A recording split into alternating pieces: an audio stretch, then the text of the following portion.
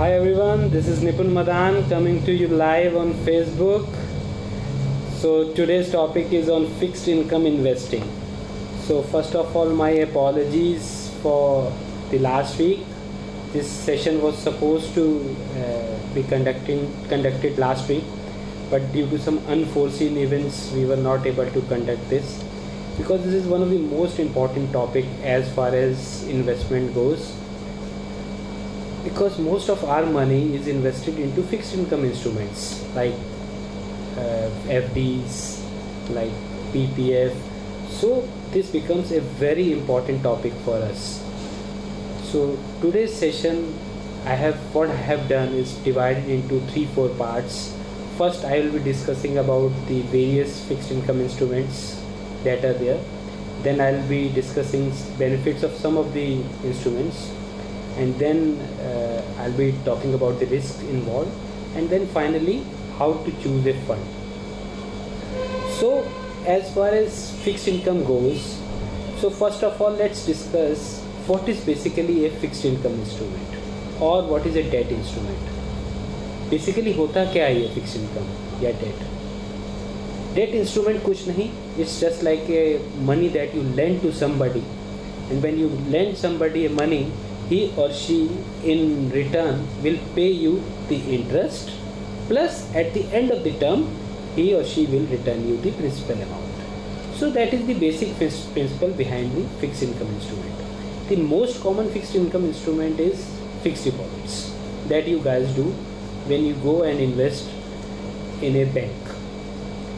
But why are we discussing fixed income instruments when FD is one of the most common instrument that is available? For the simple reason, given the current scenario when inflation is on lower side in India as well as globally, interest rates have come down drastically. In India you can at least get 4-5% on 6% on your FDs, but if you go outside, globally we have seen interest rates going negative. That means you have to pay something to the bank if you want to store your money over there. So there is a storage cost over there. So when our 50, 60, 70, 80% of our money is invested into fixed income instruments, अगर हमारा 60%, 70% पैसा ऐसे instruments में लगा हुआ है जिसमें कि रिटर्न्स फिक्स हैं, तो it becomes imperative for us to discuss the various type of instruments so that the type of returns that we are getting, at least we can improve. May not be very much, but somewhat we can improve given various taxation and the things that the government allows us to do. So what I have done as discussed, first I will be discussing the various fixed income instruments. The first is very common, fixed deposits. So fixed deposits comes in two ways. One is fixed deposit offered by your banks like State Bank, HDFC Bank. Interest rates have come down drastically.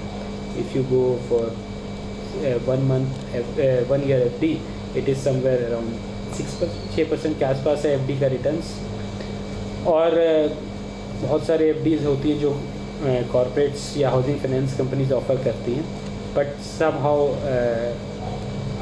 Given the current economic scenario I will not recommend you other than maximum HDFC what HDFC is offering. तो वहाँ पे भी returns आपको 6-7% से ज़्यादा नहीं मिलने वाला. तो यही कारण है कि आज हम डिस्कस कर रहे हैं इस इंस्ट्रूमेंट के बारे में, फिक्स्ड इनकम इंस्ट्रूमेंट. उसके बाद आता है बॉन्ड्स के अंदर कॉर्पोरेट बॉन्ड्स आता है. जैसे बहुत सारे कॉर्पोरेट्स समय समय पे अपने बॉन्ड्स ऑफ़र करते हैं क्योंकि उनको पैसे की ज़रूरत होती है, तो मार्केट में आते हैं पैसा उठाने के लिए. बट एक रिस्क इन्वॉल्व रहता है, कॉर्पोरेट रिस्क जिसको बोलते हैं, कि क्रेडिट रिस्क जिसको बोलते हैं, कि अगर कॉर्पोरेट के पास उतनी प्रॉफिटेबिलिटी नहीं आई और आपका पैसा नहीं लौटा पाया तो कहीं ना कहीं आपका पैसा अटक सकता है. Then we have government bonds, G-Secs बोलते हैं जिनको, government securities. So G-Secs are sovereign guarantee होती है, तो सेफ्टी में these are the gold standards. लेकिन रिटर्न आप देख रहे हो 10 साल का G-Sec is offering somewhere around 6%. तो returns are very lower side but safety is there. Third is debt funds, mutual funds offer करते हैं फिक्स्ड इनकम इन्वेस्टिंग के लिए, बट उसके अंदर बहुत सारे ऑप्शंस अवेलेबल होते हैं जिसके अंदर 1 दिन से लेके 10 साल 15 साल के लिए आप इन्वेस्ट कर सकते हैं. सो आई विल बी डिस्कसिंग, जब मैं बेनिफिट्स के बारे में डिस्कस करूँगा तब मैं डिस्कस करूँगा आपके साथ कि क्या क्या किस किस टाइप के डेट फंड्स होते हैं. उसके बाद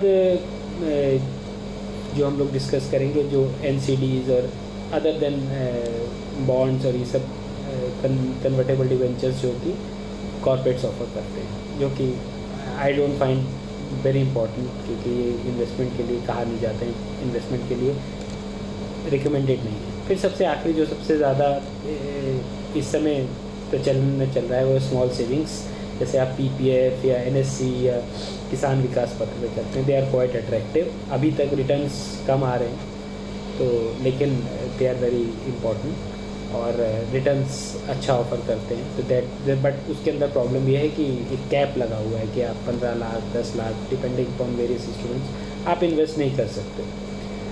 तो जैसे मैंने आपको बताया 5-6 टाइप के इंस्ट्रूमेंट्स होते हैं। तो सबसे पहले हम लोग बात करते हैं कि बेनिफिट्स क्या क्या हैं। जैसे FDs हैं, बैंक की FDs है, तो उसके साथ सबसे बड़ा बेनिफिट है कि सेफ्टी है, कि आपने अगर बैंक को दिया है तो there is a fair amount of chance कि आपका FD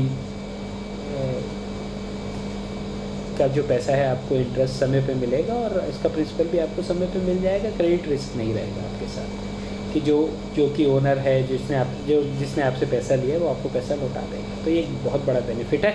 बट उसके साथ नुकसान है कि रेट बहुत कम है और टैक्सेशन पूरा है, जितना भी इंटरेस्ट रेट पोर्शन होता है हर साल उस पर आपके पूरे टैक्स के अंदर आ जाता है। दूसरा जो इम्पोर्टेंट पॉइंट है, जो दूसरा जो हमको लगता है बहुत इंपॉर्टेंट है, वो है bonds, corporate bonds, RBI bonds. हाल फिलहाल में RBI ने अपना जो एक बहुत ही 7.75% का बॉन्ड था जो ऑफ़र कर रहे थे वो बंद कर दिया है। काफ़ी अट्रैक्टिव था वो बॉन्ड, लेकिन अब अनफॉर्चुनेटली लास्ट मंथ इन्होंने बंद कर दिया है। But somehow different type of PSU bonds, हुडको और ये सब जितने भी पब्लिक सेक्टर अंडरटेकिंग्स हैं समय समय पे अपने बॉन्ड्स लाते रहते हैं। तो एक अच्छी अपॉर्चुनिटी रहती है आपके पास कि आप उनमें इन्वेस्ट कर सकते हैं। उसके बाद जो मुझको लगता है कि सबसे आसान और सबसे अच्छा तरीका है डाइवर्सिफाइड, वो होता है debt mutual fund, fixed income mutual fund. इसके अंदर बहुत बेनिफिट्स है। एक तो टैक्सेशन का काफ़ी बेनिफिट मिलता है। दूसरा सबसे बड़ा बेनिफिट मिलता है डिपेंडिंग अपॉन योर ऑब्जेक्टिव। अगर आपका 1 दिन का ऑब्जेक्टिव है तो आप ओवरनाइट फंड में करिए, हफ्ते 10 दिन का है तो आप लिक्विड फंड में करिए, short term, ultra short term, banking, PSU funds, dynamic funds.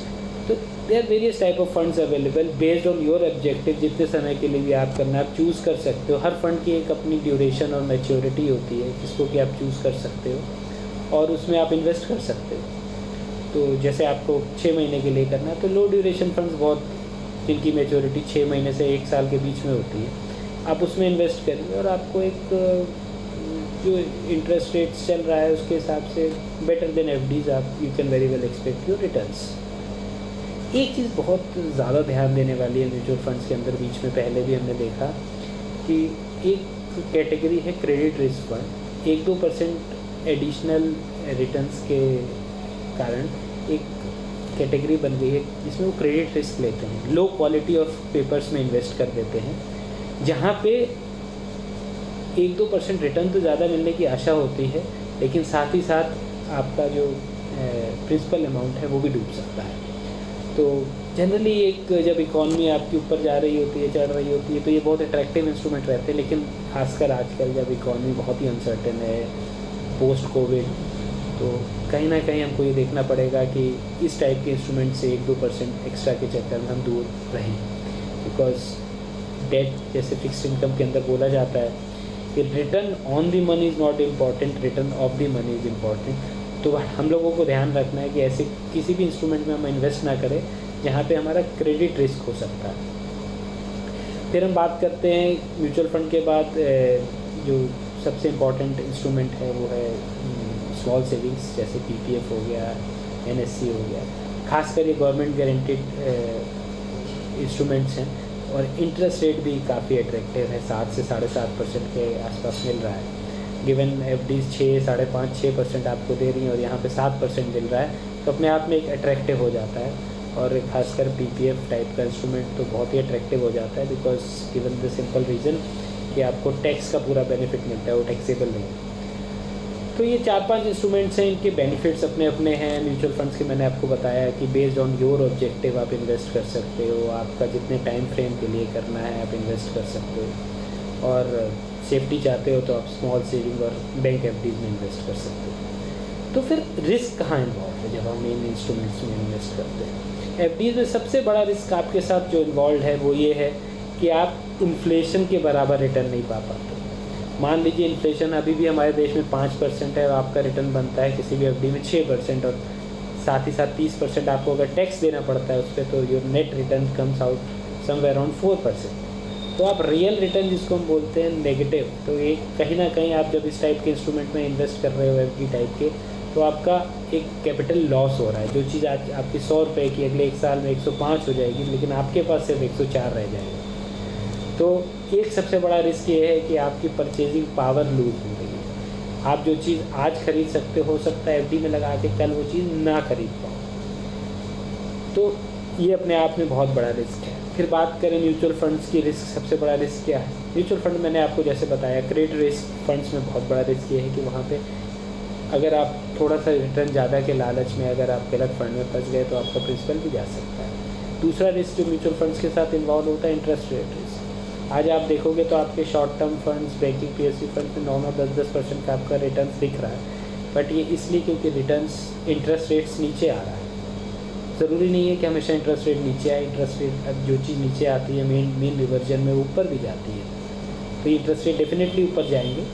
अभी नहीं लगता क्योंकि इकोनॉमी ख़राब है। जब इकोनॉमी ख़राब होती है तो महंगाई नहीं होती, महंगाई डिमांड नहीं होती, तो ये इंटरेस्ट रेट्स नीचे ही रहते हैं, बट एक टाइम ज़रूर आएगा।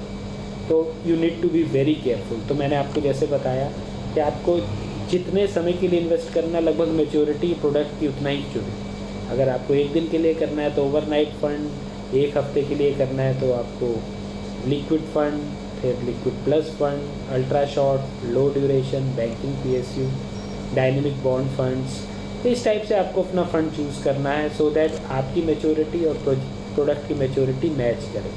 क्योंकि कहीं ना कहीं अगर आपने गलती कर दी, मान लीजिए आपने 1 महीने के लिए पैसा इन्वेस्ट करना और आपने कर दिया कहीं किसी डायनेमिक या बैंकिंग पीएसयू में, देन बिलीव मी 15 दिन के लिए, मान लीजिए 1 महीने के लिए आपने किया, यू आर इन सूप। क्योंकि इंटरेस्ट रेट्स डायनेमिक हैं शॉर्ट टर्म के लिए, बेस्ड ऑन कोई भी चीज़, कोई भी इवेंट ड्रिवन हो जाते हैं। क्योंकि इंटरेस्ट रेट सिर्फ आरबीआई डिसाइड नहीं करता, इंटरेस्ट रेट मार्केट भी डिसाइड करता है।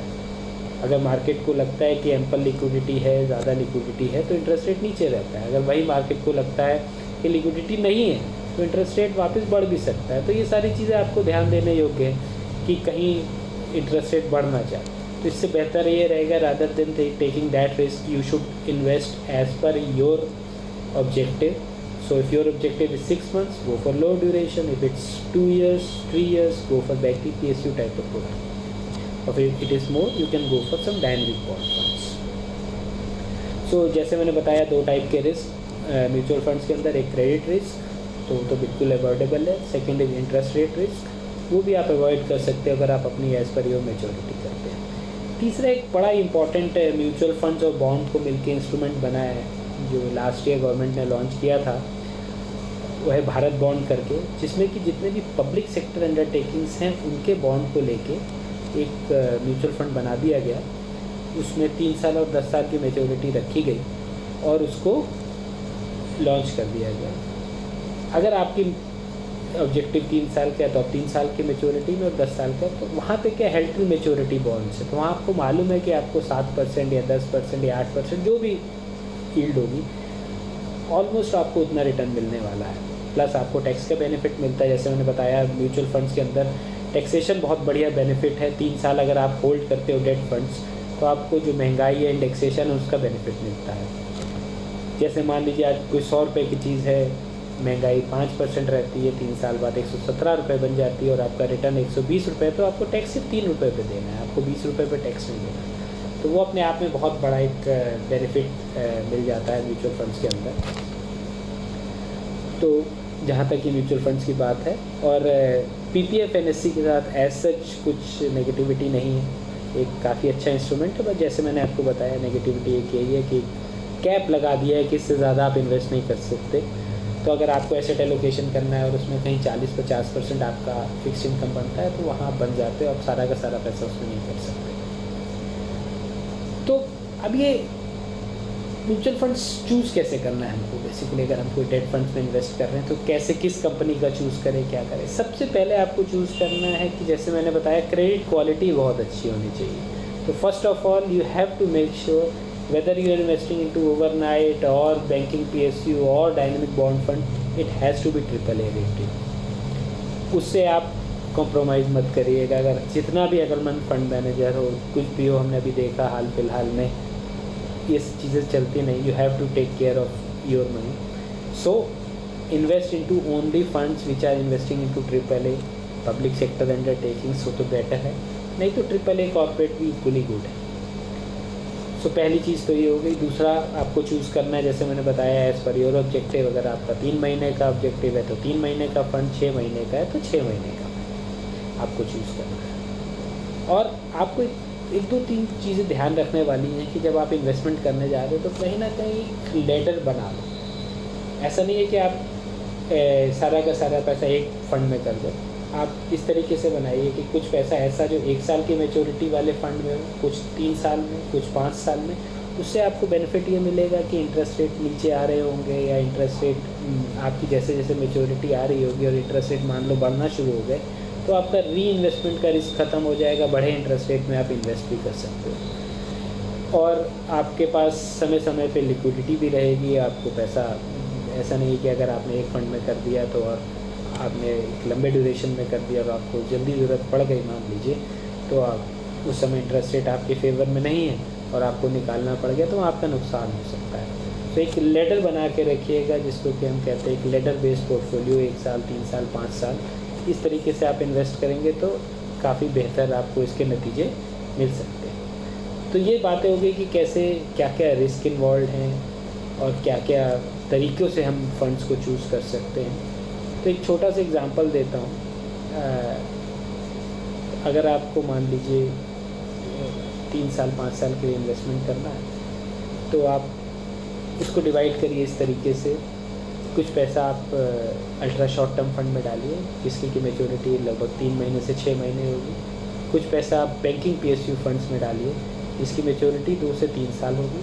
और कुछ पैसा आप डाल दीजिए डायनेमिक बॉन्ड फंड्स में। इससे फ़ायदा ये होगा कि आपकी एवरेज जो मैच्योरिटी है वो जो कि आपका 3 साल का लक्ष्य है वही रहेगी, लेकिन साथ ही साथ आपका डाइवर्सिफाई भी हो गया पोर्टफोलियो।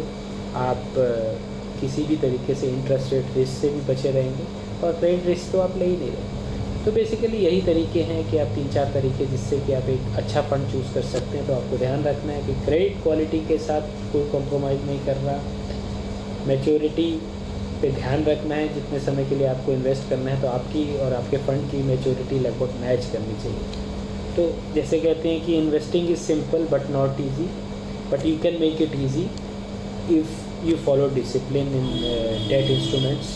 बिकॉज यहाँ आपको ये बेनिफिट मिलता है कि काफ़ी ट्रांसपेरेंसी है, चाहे वो FDs हैं, चाहे वो डेट म्यूचुअल फंड्स हैं, चाहे वो स्मॉल सेविंग इंस्ट्रूमेंट्स हैं, कुछ छुपा हुआ नहीं है। लेकिन बट आपको पास्ट रिटर्न्स नहीं देखने, आपको यील्ड देखनी है और क्या माहौल चल रहा है, क्या इकोनॉमी का माहौल चल रहा है। Based on that you have to invest, क्योंकि जो चीज़ें निकल गई लेस लाइक इक्विटी वो पास्ट है, वो रिपीट नहीं करेगा।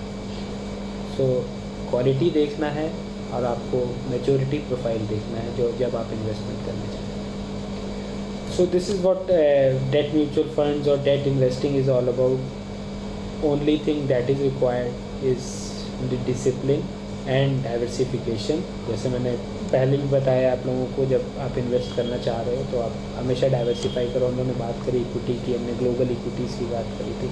उसके पीछे भी रीज़न यही था कि वी वांटेड कि कैसे डाइवर्सिफाई करें। अब देखा जाए तो हम लोगों ने इक्विटीज़ कवर किया, हमने फाइनेंशियल प्लानिंग कवर किया, हमने ग्लोबल इन्वेस्टिंग कवर किया, गोल्ड कवर किया, आज हमने डेट इंस्ट्रूमेंट्स भी कवर किया। तो almost we have covered most of the asset classes. So next week we are planning to cover asset allocation because माना जाता है कि 90 to 95% of the returns comes from asset allocation rebalancing. Timing is not that important, लेकिन हमारे यह advisory ऐसी हो गई है कि to make investments very interesting और exciting we give most of our importance to timing, but that is not the truth. So next week we'll be discussing asset allocation कि आपकी एज, आपके रिस्क टॉलरेंस पे कितना percentage आप equities में लगाएं, कितना परसेंटेज आप fix income, gold, global investments कैसे करें। So that's it from my side. In case of any queries you guys are most welcome. आप ये पोस्ट सेव रहेगा मेरी टाइमलाइन पे भी। आप कोई भी क्वेरी हो आप please ask your queries, I will be happy to answer all your queries. Thank you so very much guys. Looking forward to meet you next week also on asset relocation. Thank you.